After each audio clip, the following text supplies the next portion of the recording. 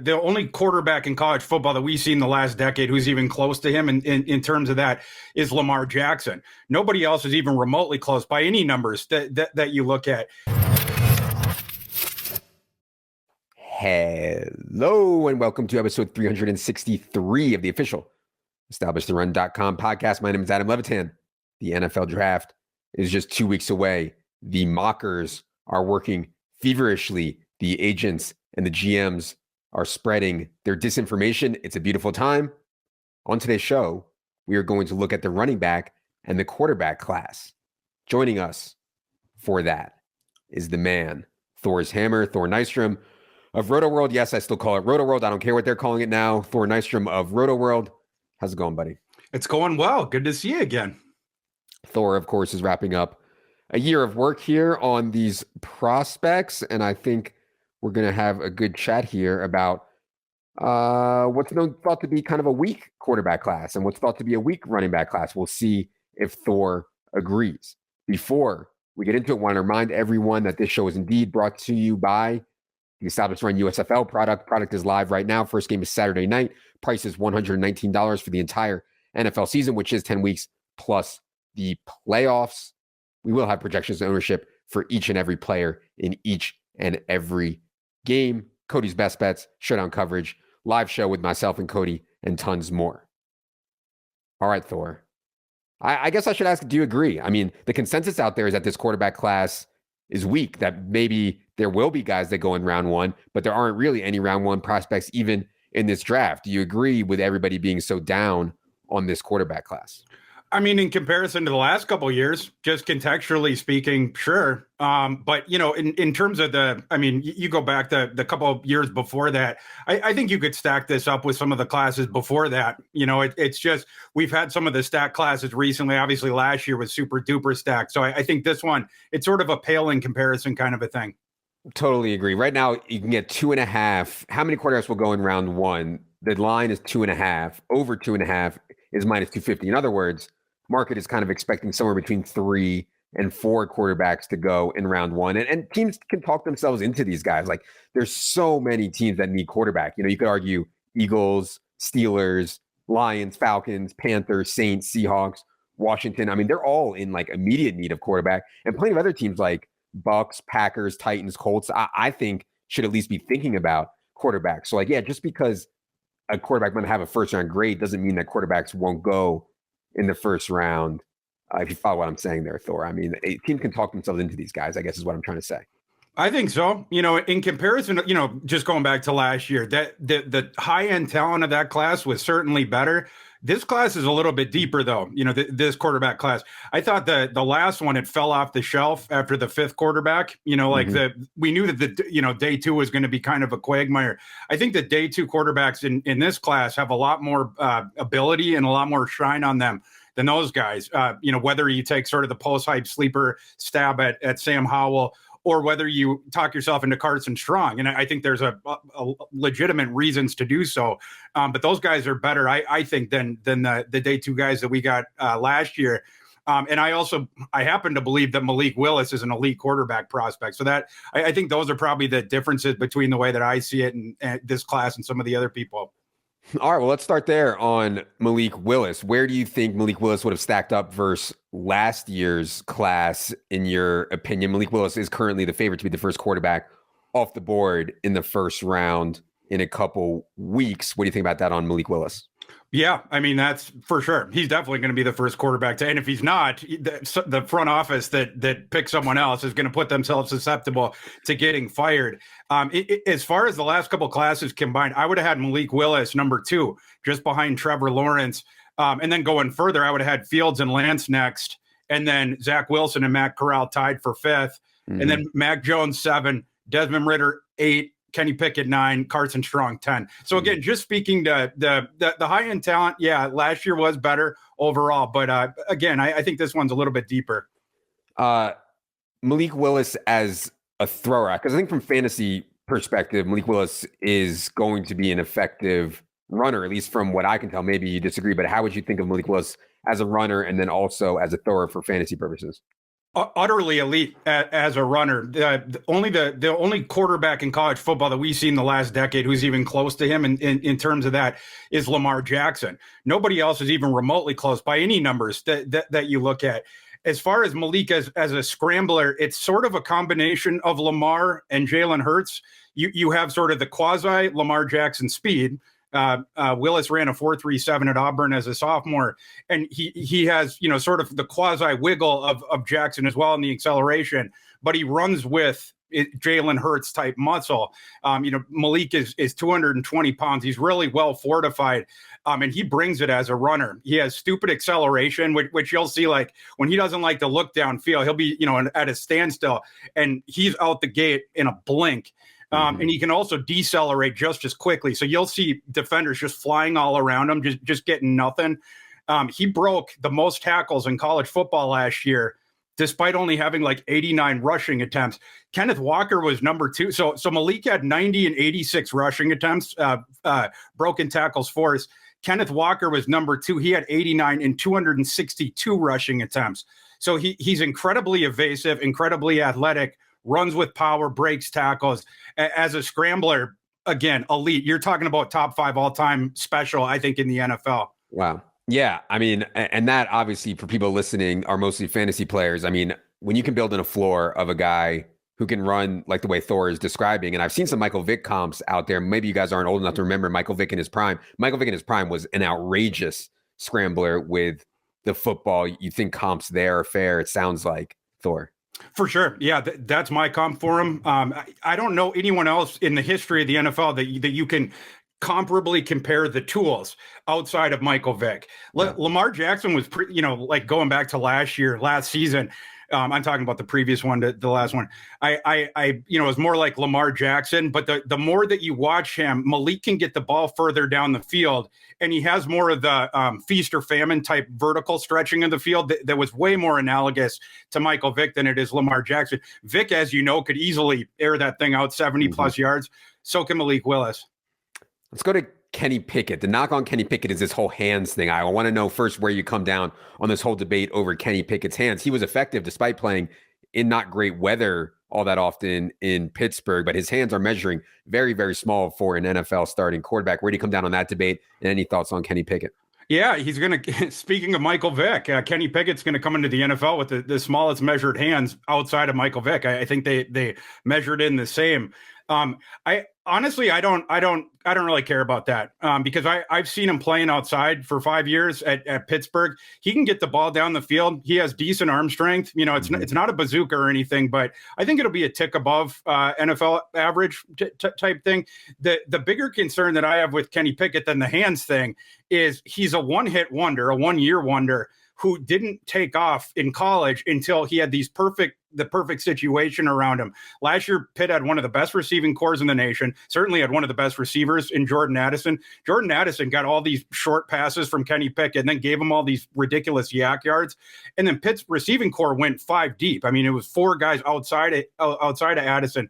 They had 2 solid pass catching tight ends and 2 good running backs. And then they played this. I don't think people realize this.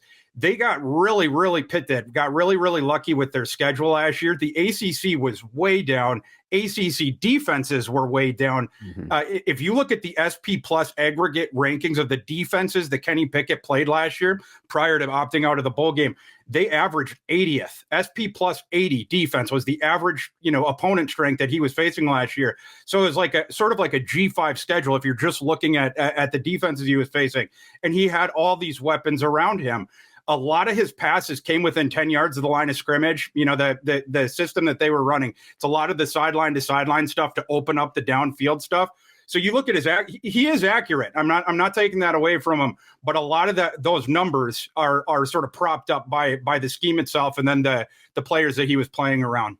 Yeah, I think that's a really interesting point for sure. And I actually think that the quarterback position, like everybody thinks it's, a lock, Kenny Pickett's going to go in the first round. It seems to me like it's more muddled than that because we've heard a lot of hype on Desmond Ridder lately. We made a bet on Desmond Ridder to go in round 1. I believe we got plus 250 or plus 300 or so on Desmond Ridder to go in round 1. Who would you take between Ridder and Pickett, and what's your outlook on Ridder?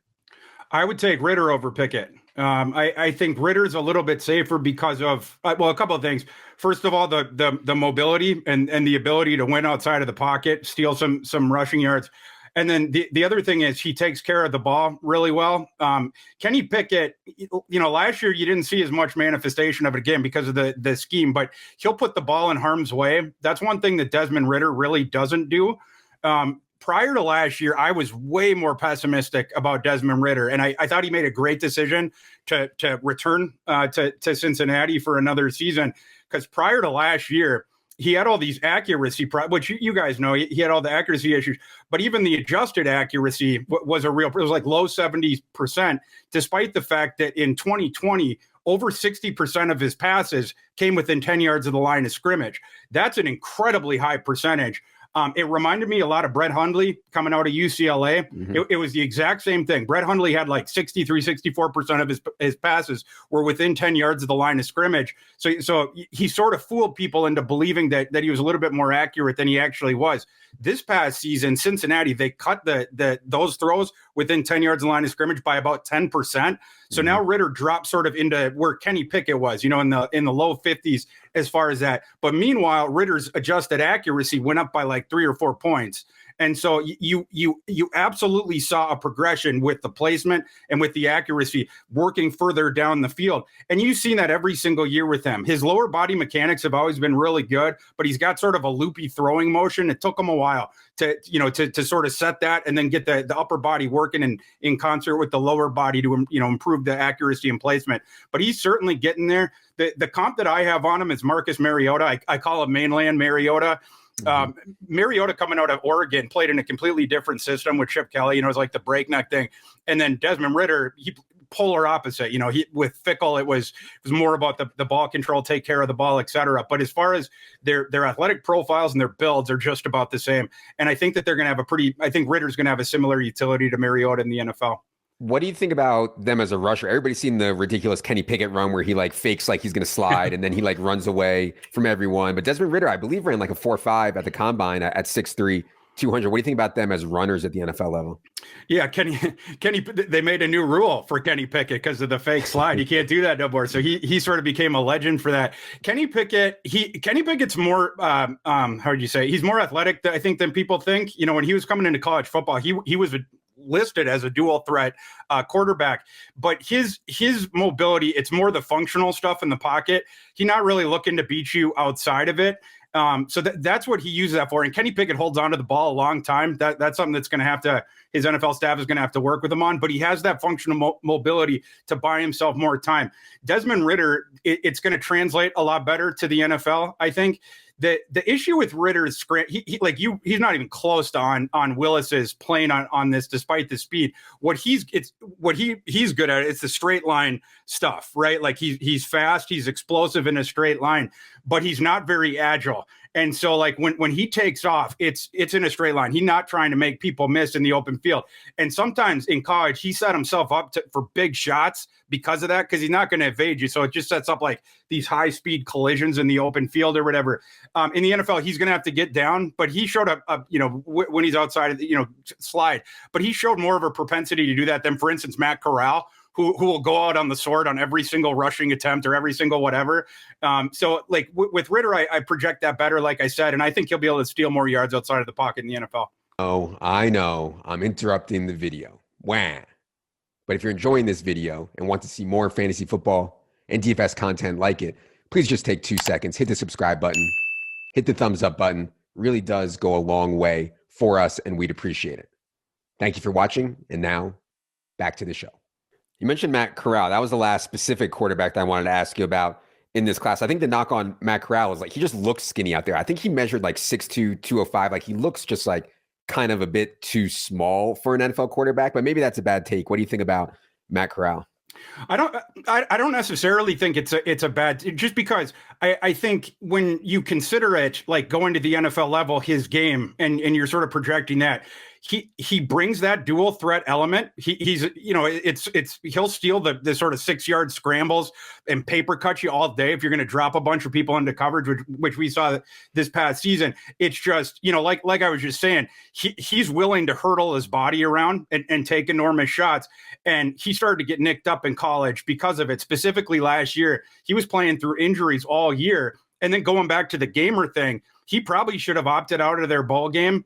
He absolutely should have opted out of their bowl game, but he wanted to go out on the sword with his teammates. So he decided to play, suffers the high ankle sprain. And that's why his pre-draft process has started late. But you put him up with these different guys, even though, we haven't talked as much about him because of the delay of his pre-draft process. I rank him quarterback 2. I think he has top 3 arm talent, dash arm strength in this class. And then again, he also has the dual threat ability to his game. He's just going to have to learn to protect himself more outside of the pocket in the NFL. The other thing is working on the progressions. Lane Kiffin had that kind of system where you're sort of reading pre-snap where you have the numbers advantages, and then the decision with where the ball goes, it's essentially predicated on the first couple steps of the deep safety. Corral earlier in 2020 specifically struggled going through the progressions. Like in the Arkansas game, Barry Odom, the defensive coordinator of the Hogs, he just decided, like, we're going to drop 8, we're going to take Elijah Moore away, and we're just going to see what happens. And Corral just started glitching. He was throwing the ball into the chest plates of linebackers and stuff. 13 of his 14 interceptions ended up coming in 3 of his 10 games last year. But this season, he, again, cut way down on that. When teams would do that crap of dropping 8 on him, he would just steal the 6 yards. He'll do it all day. So then you got to bring people back up. Now he'll test down the field again. Just got to improve the progressions, but it is improving, and then not compounding the mistakes. We also saw an improvement with that. Is there any quarterback I didn't ask you about that you think people should be aware of at the NFL level? I think Bailey Zappi, I think, deserves to be mentioned. I could see Bailey Zappi having a starting run in the NFL. He reminds me of Chase Daniel, maybe a little bit better of a thrower than Chase Daniel, but it's a very similar build, similar type games and everything like that. I know that Zappi, I'm talking about, he's an NFL processor. He has NFL accuracy, and he's got a little bit more zip in his arm than certainly I was expecting when I saw him live in Mobile. And this also manifested in his numbers. Like, he was one of the better downfield throwers in this class. So I think him, and the other guy I would say just toss out later on is Jack Cohn, because I know that he has NFL arm strength. He improved a ton after coming over from Wisconsin. You put him in a system where you're doing a lot of play action stuff.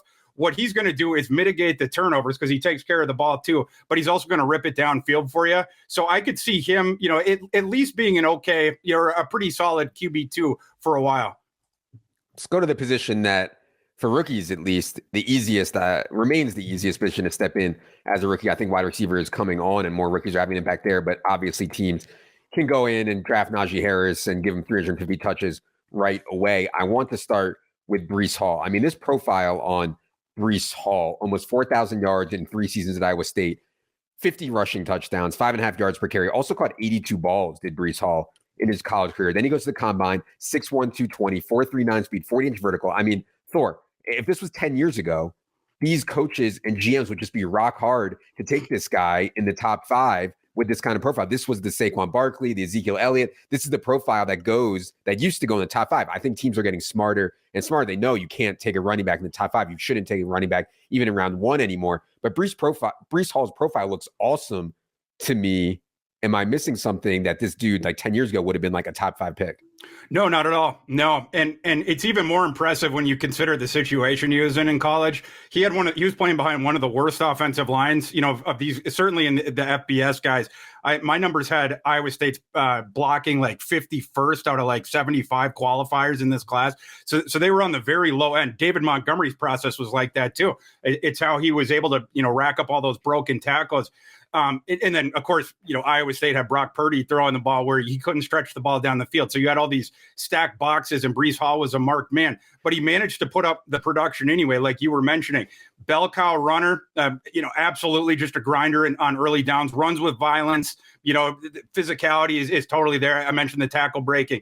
And then he's a well-rounded 3-down guy, that you brought up the 82 catches. He only had 93 collegiate targets. So he converted 88.2% of his targets into receptions. He dropped 3 balls as a freshman, but the last 2 years combined over 66 targets, he cut it down to just 2 combined. So average 1 per season, those last 2. He doesn't really run down the field much as a receiver. So the utility is more or less within 10 yards of the line of scrimmage, but very, very reliable there. He's going to be a heavy touch guy, a heavy usage guy right away in the NFL. Profiles exactly like you saw him at Iowa State, except hopefully he's going to be playing behind a better offensive line next to a quarterback that can throw the ball 50 yards down the field. Not that raw talent matters that much, but I'm just curious who you think is a better talent between Najee Harris, who was, of course, selected in the first round last year, and Breece Hall this year. Honestly, I probably put Breece Hall ahead of him. I had Javonte Williams ahead of Najee. I probably would have put Breece Hall above Najee as well. Maybe had Najee third in that. Okay, interesting. The guy that I've heard some people say, well, Breece Hall is great, but I could make a case for Kenny Walker to be the number 1 running back in this class. I don't really see it, but maybe I get some people do. Maybe you can make a case Kenny Walker's a better pass catcher. He ran the 4.38 at the combine. What do you think about Kenny Walker at the NFL level? I mean, depending on, so I rank Breece first and I rank Walker second, depending on the team, maybe you could make an argument for Walker. I could see that. Certainly answered all the questions that we had about him at the combine. 92nd percentile RAS composite. He ran the 4.38, 95th percentile 10-yard split, 75th percentile broad jump.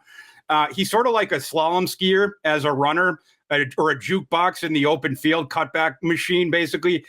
Very, very hard to corral in space, and so that's what you're talking about with him. The very quick cuts, violent cuts. He buckles a lot of ankles at guys. Love the agility, everything like that. The utility, the reason that I drop him below Breece Hall is because Walker is a terrible pass blocker. He doesn't have any interest in it whatsoever. I would call him a business decision type pass blocker. And then as a receiver, he doesn't do, or at least he hasn't shown much yet. Wake Forest didn't really use him that much, in that way very much. Neither did Michigan State. But we've only really seen dump offs to him and very few of them. So for him, what you're getting is an elite runner. But the third down utility, I would probably be more comfortable having an airback to handle that kind of stuff. Okay. I think the reason people say this running back class is so weak is because after Breece Hall and after Kenny Walker, it seems like nobody's excited about anybody else in this entire class. And that's kind of rare. Usually there's people who are like, oh, they're banging the table for this guy or that guy at running back. And if they get opportunity, they'll be good. It seems like I haven't heard any buzz. And the 2 guys I have here to ask you about, I don't even know if I should even ask you about them. Isaiah Spiller and Kyren Williams. I don't know, man. Do you have any thoughts on those guys, or is there a number 3 back in this class that you like? Yeah, so I do have Spiller, number 3. People are a little bit down on him because of his testing profile. In sort of opposition to the 2 guys we just talked about who answered all the questions you would have about that. Spiller tested a little bit worse, but it wasn't necessarily a big surprise. I think of him kind of like a Deuce McAllister. It's a similar type build. It's a similar 3-down utility, but you're not getting insane athleticism out of it. He's just very smooth. He's a tempo runner, and he's got great vision. The other thing he can do that reminds me of Deuce is make the quick cuts without losing speed. So you'll see guys fly by him too, and then he's trucking downfield. He was a guy at A&M. They had a loaded running back room the last 3 years, and he was always at the top of it. Rushed for over 1,000 yards per season on average. So I like Spiller a lot. I do think that he is going to play very early. I think he's probably going to start as a rookie. He also has the receiving utility. He ain't going to make anyone miss, but he's very reliable, and he's a much better pass blocker, certainly, than Kenneth Walker. And you probably put that aspect of his game up with Breece Hall. Is Isaiah Spiller related to CJ Spiller? Because CJ Spiller cost me so much money in my life that I can't take it anymore. Are they related? Do you know? I don't think so. I don't think they are. Good, yeah. Good. Are there any other running backs in this class that you think could be NFL starters? Well, so you mentioned Kyren Williams. I'll just say quickly, I'm out on Kyren Williams after the way that he tested. Yeah. That's what I was waiting for on him. He's a small back as is, But what he was he's very skilled, right? He's good catcher of the ball. He in fact even worked out as a receiver at Notre Dame's pro day. But he's small, and you wondered about the athleticism. I didn't see him running away from a whole lot of people, and he went out and just tested terribly. It reminded me a lot of Demetric Felton from a year or two ago when he was coming out of UCLA, where, before his testing, you were like, oh, you could sort of talk yourself into, man, this guy has the well-rounded skill set, and he makes people miss and all that sort of stuff. But knowing that he doesn't have the athletic juice, I got to drop him. There's other, if you're going to you can't look at Kyren as an every down guy anymore. Even as a third down back, when you start to compare him apples to apples to some of these other guys you're going to get in day 3, I honestly prefer some of the other guys. Like, for instance, Tyler Beatty. He can do a lot of the same things, but he's a better receiver. He can handle more of the rushing stuff as well. I think that translates better to the NFL. So I'm out on him. One guy I would highlight, as far as a pass catching specialist, and I think he's going to be a little bit more than this in the NFL, but I just thought I'd mention him, is Rachaad White from Arizona State. I rank him in the top 5. I have him RB5 right now. Tested like a banshee, 987 RAS. Best receiving back in the class. And I don't even think it's close, both out of the backfield, but you can also put him at receiver, and he is a legitimate weapon out there. Like, on the few occurrences where Iowa State would deploy Breece Hall out wide, the defense loved it. It was like, oh, great, Breece isn't going to do anything on this play. When Rachaad White is out wide, you got to watch out. Now you see safeties pointing over there. They know that Arizona State's going to do something with him downfield, and he's going to make a play. So you have the athleticism. He's well built, he's 6 foot, 210 pounds or something like that. And then the production is there. In his first foray into FBS football in 2020, he led the nation with 10 yards per carry. It was only over 4 games because Arizona State's schedule got, and the whole Pac-12 got pared way down because of COVID. But then this past season, he was dealing with a leg injury almost the entire year, and he opted out of the bowl game, and yet he had 1,500 all-purpose yards easy, even though Arizona State had 2 other running backs on the depth chart that were legitimate starting caliber running backs. So I like Rachaad White a lot as far as a receiver guy, and I think he's a fantasy sleeper as well because of the receiving production he's going to put up.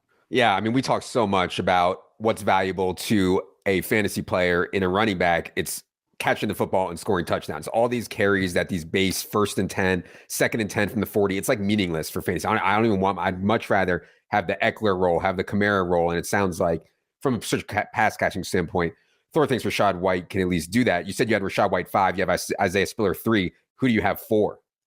Zamir White. Okay. Yeah, Zamir White, he had 2 ACL tears in his past, but and so I was wondering how he was going to test as well. We'd seen some of the explosion coming back from him because one of the torn ACL was in high school. One of them was in the camp leading up to it, first season, whatever, or over the spring. But we his first season, we it was more of the grinding type stuff. You didn't see sort of the ballyhooed explosion that we had heard about when he was a 5-star recruit. That stuff started to come on more these past couple of years. He's not going to do much for you as a pass catcher. Obviously, as Georgia had James Cook and everything like that. But as far as an early down explosive power runner that has spinning top balance, because it's really hard to get Zamir White, off of his feet or whatever. That's why I like Zamir White. Okay, cool. All right. I think we've said it all on quarterbacks. I think we've said it all on running backs. Thor, a year's worth of work, and it shows very impressive knowledge of this year's draft class. Thor, tell the people where they can find you on social and where they can find your work. You can find me on Twitter at ThorKU, and you can find my work at NBC Sports Edge. We're going through all the position by position, comps, rankings, advanced stats, all that sort of stuff, leading up to the Thor 500 the week of the draft, my 500-player big board of 500 comps. Oh, daddy, the Thor 500. I love it. All right. Head there to check out Thor's work. Support him on Twitter. For Producer Luke, I am Adam. Good luck, everybody.